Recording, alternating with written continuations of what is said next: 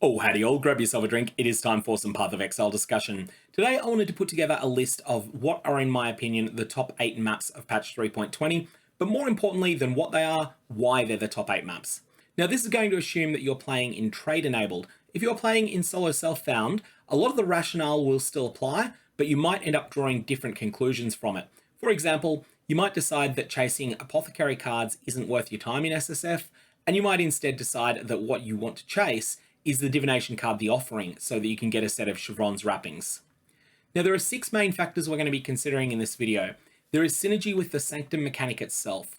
There is loot that is specific to the map, such as divination cards.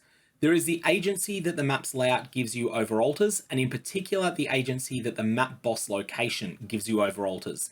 Is the map boss always in a predictable location, or can it be in a bunch of different spots? Is it a location you can get to quickly or not? Next, there is synergy with past league mechanics. For example, City Square is the best map when it comes to metamorphs. Next, we have your character's strengths and weaknesses. For example, Toxic Sewer is going to make the final list of 8, and that's because it's amazing on Righteous Fire builds. Not just Righteous Fire builds, there are a few others as well, but Righteous Fire has been one of the more popular builds for this league, and as a result, the map that tends to be the best on Righteous Fire characters is going to wind up in the list. Finally, we're going to be considering the adjacent maps. The reason for this is that there's a number of mechanics, most notably killing the map boss of a map, that can often cause an adjacent map to the one you're in to drop. And if at least one of these maps is good, you can stick one of your favorite slots on that map, and then you can guarantee that most of the time that the game decides, I'm going to give you an adjacent map, it will bias towards the map that you actually are quite happy to run. For example, Strand is adjacent to Crimson Temple, and this is a good thing for both of those maps. One thing we're not going to consider here is the absolute monster count, so the number of monsters that are present on a map. This used to be a really important factor in the game's history. If you go back to leagues like Synthesis 3.6, it was very important to focus on running maps that had a large number of monsters inherently present in the map. Good example back in that league was Desert Spring. It had the most monsters of any map in the game at that time, and as a result, it ended up being a really good choice. However, the game has changed a fair bit since then, and that's because the monsters that are inherent to a map don't necessarily provide most of the loot that you're going to take out of that map. Instead, it will be the monsters that you force on through your Atlas, through your Scarab use, and through master missions and the like. Quick note in editing, I forgot to mention Sextants here. They will often provide more loot than the monsters that were inherently present in the map, and as a result, it's just not that important that you get as many monsters as possible by default into the map.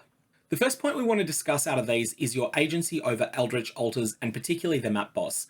There are a number of strategies, particularly around Expedition, where you want to kill the map boss immediately. You want it to be one of the first monsters in the zone to die, and ideally you don't want to spawn any Eldritch altars until that map boss is dead. This is useful because it rigs the altar mods in your favour. The only things you can get then are ones that affect the player, and ones that affect the Eldritch minions. You can't get any of the ones that affect the boss. Now, if you are concerned with maximizing your agency over Eldritch altars, you have one choice of map, and that is Mesa. Foundry is second place, but it is a very distant second. Mesa is just so much better.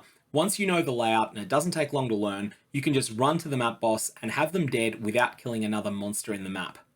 Expedition in particular loves this approach, because you can kill the map boss first, and then you can guarantee that every Eldritch altar that spawns in the zone is going to then offer you 2 specific options, one that affects Eldritch minions and one that affects the player. The ones that affect the player grant additional quantity to the entire zone, which then increases the number of Expedition logbooks that drop for you. So that's a very powerful strategy if you are interested in running Expedition, but it doesn't only work with Expedition. So that's something to keep in mind, agency over altars. If you care about this, you probably want to pick Mesa, and that's the reason Mesa is going to make it into our top 8. Secondly, we have Atlas Mechanic Synergy. We've touched on this a little bit with the Expedition discussion there, but if you're using Scarabs every map that align with your Atlas spec, so for instance, if you're spec'd on your Atlas for Legion and Breach, and then you're throwing a Polished Legion and a Polished Breach Scarab in the map device every single map you open, then in that case, you might want to consider map layouts that play to the strengths of those mechanics. Now, Dunes is open and it's ideal for Legion. City Square's 3 bosses make it the perfect map for Metamorph. Breach is best on wide open tile sets like Strand or again Dunes. Abyss tends to be really good on windy but linear layouts, and here I would say something like Alleyways is perfect. Now, because at the moment Legion and Breach are probably the best of the mechanics I've named here, we're going to be putting Dunes and we're going to be putting Strand into the top 8, but we're not going to be putting in City Square or any of the linear tile sets because Metamorph and Abyss are just not in as good a place at the moment. Next, you want to factor in your character's strengths. So if you're playing Righteous Fire or Death's Oath, you can do any layout, but you truly shine in layouts that have tight corridors, and that's why Toxic Sewer is going to be in the top 8. Not because Toxic Sewer is great on every build, but because it is amazing on Righteous Fire builds, especially Righteous Fire builds that are not heavily invested in yet. Tornado Shot is the exact opposite. Everything Righteous Fire likes in a layout, Tornado Shot hates. Tornado Shot wants open, unobstructed layouts. Strand, Atoll, Ashen Wood, stuff like that. Now your move skill choice will play into this as well. If you are using a teleport move skill like Flame Dash, then you're a bit more open here, but if you're using Shield Charge or Whirling Blades, then you definitely don't want low-hanging obstructions. You definitely don't want to be focusing on maps like Courtyard on a build that is using Whirling Blades, for instance. It's just a hassle. Now we come to the most important factor, and that is map-specific drops. Now you might be cringing, oh, why has he got the Apothecary up there? Everyone talks about the Apothecary. There's a good reason for this. The Apothecary is often 2 to 30 times as rare as other cards you might consider farming, but the ones that it's 30 times rarer than, it tends to be 1,000 times more valuable than, and the ones that it's 2 to 3 times rarer than, it tends to be 5 times more valuable at least.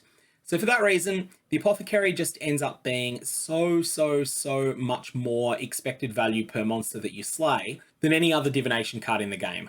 So in short, if you're focusing on getting map-specific drops, the best choice in a trade league environment is to run tier 8+ maps that drop the Apothecary, and you want to run them using Divination Scarabs. Now, Crimson Temple and Defiled Cathedral are 2 of the options. You also have Crimson Township and Haunted Mansion as well. The difference here is that Crimson Temple and Defiled Cathedral have access to 7 years bad luck as well. 7 years bad luck is about 8 times as common as the Apothecary. I'll put some information on why we know that it's about 8 times as common as the Apothecary down in the description below. It's not exactly 8 times, that's just the best estimate that we can get from the data that's been collected in 3.20, but there is a lot of really strong evidence backing that claim up.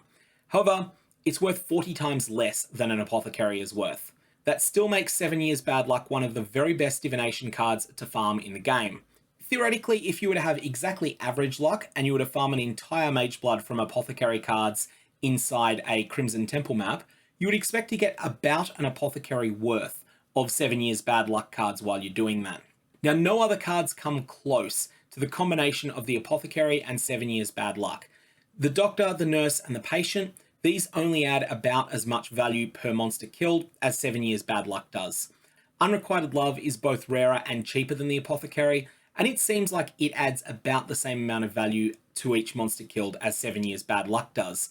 And then there's a bunch of other cards that are genuinely really rare, that do give exciting drops, but that just aren't worth very much. Garish Power, the Academic, the Fiend, Wealth and Power, all these cards are way rarer than their value might make you suspect.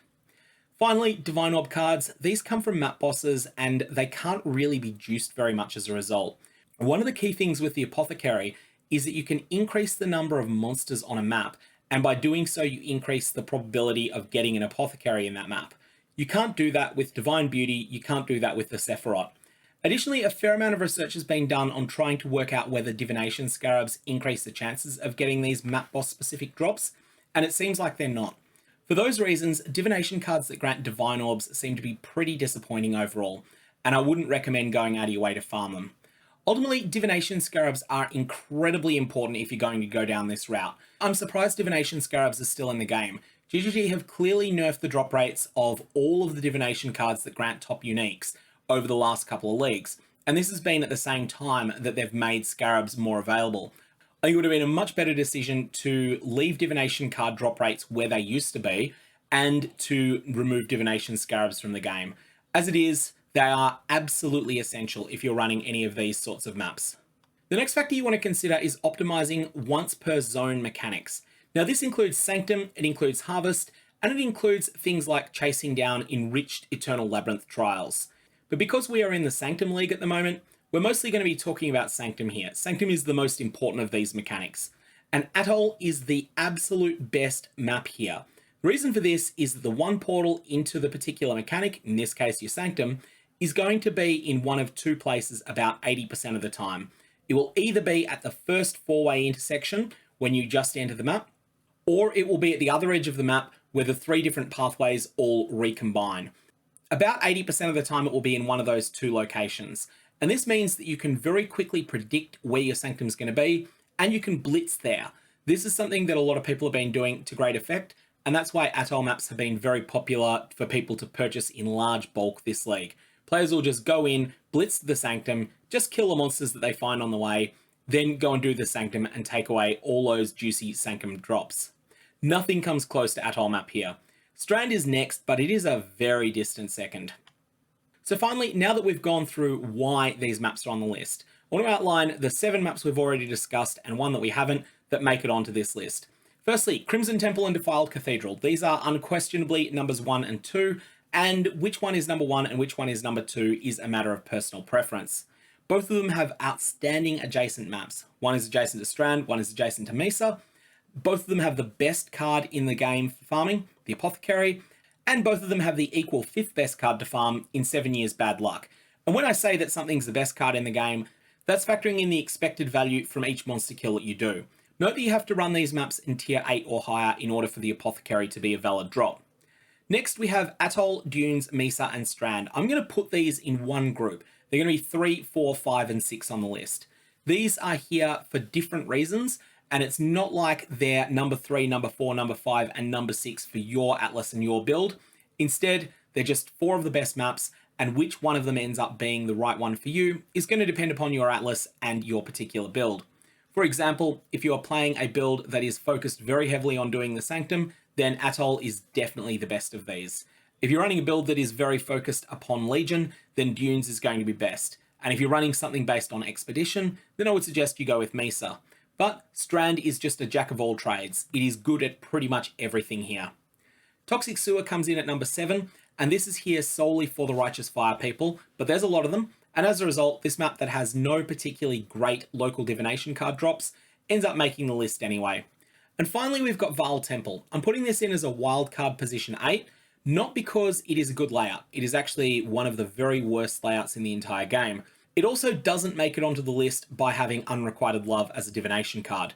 Even though Unrequited Love does tip the stakes somewhat in favour of Vaal Temple being a better map, it's roughly equal to 7 years bad luck in terms of the amount of value it adds per monster kill. The real thing with Vaal Temple is the Vaal vessels that are in there. When you open one of these special chests, you will fight a wave of monsters, including a mini-boss.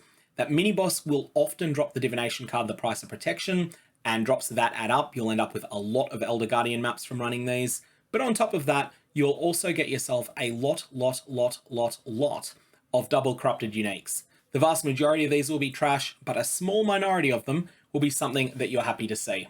And that's my pick for the top 8 maps of 3.20, but most importantly, it is also my picks for why. If you've got any comments or questions, definitely fire away down below. Otherwise, may your Vaal Orbs have interesting results, and I will see you around.